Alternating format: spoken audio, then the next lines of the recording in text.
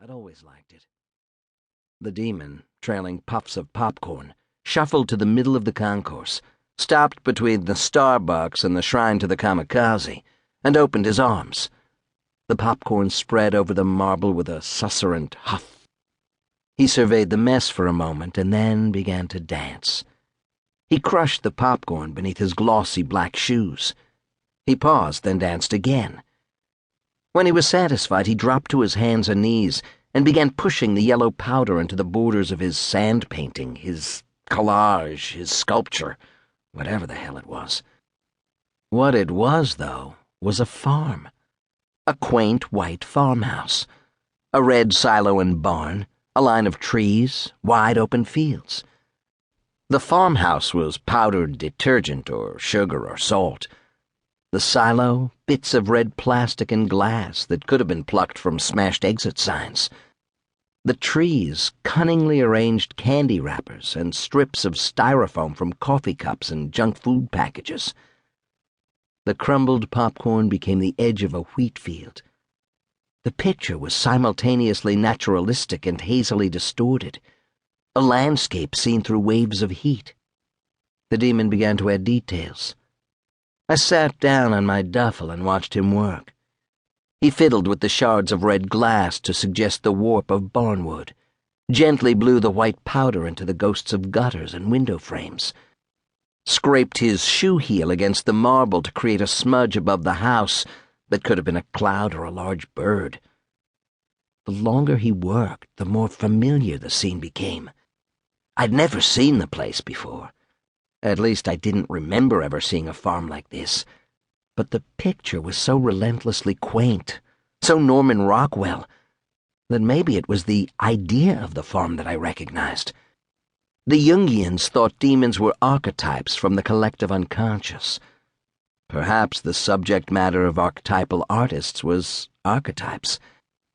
And then he abruptly stood and walked away, not even glancing back at the finished picture. The man took maybe a dozen steps and then collapsed. No one moved for perhaps a minute.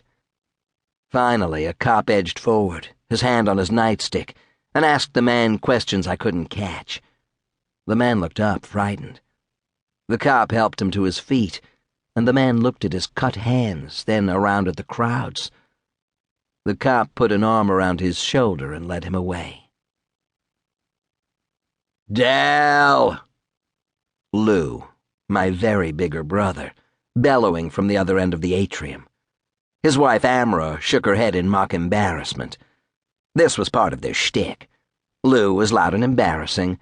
Amra was socially appropriate. Lou met me halfway across the floor and grabbed me in a hug, his gut hitting me like a basketball. He'd always been bigger than me, but now he was 6 inches taller and 100 pounds heavier. "Jesus Christ," he said. "What took you so long? The board said your flight got in an hour ago." His beard was bushier than when I'd last seen him a year and a half ago, but it had still failed to colonize the barren patches between ear and chin. Sorry about that. Something about 4 bags of heroin up my ass. "Hey, Amra." "Hello, Del." I hugged her briefly. She smelled good, as always. She'd cut her long, shiny black hair into something short and professional. Lou grabbed the strap from my shoulder and tried to take it from me. "I got it," I said. "Come on, you look like you haven't slept in a week." He yanked it from me. "Shit, this is heavy. How many more bags do you got?" "That's it." "What are you, a fucking hobo?" "Okay, we have to take a shuttle to the parking garage. Follow me." He charged ahead with the duffel on his back. "Did you hear there was a demon in the airport?" Amra said. "I was there. They wouldn't let us out of the terminal until he was gone." "So what happened to the share hair?" "Oh," she made a gesture like shooing a fly. "Too much." "You saw it? Which one was it? Not the kamikaze?" The news tracked them by name like hurricanes. Most people went their whole lives without seeing one in person. I'd seen 5, 6 counting today's. I'm lucky that way. The painter, I think. At least it was making a picture.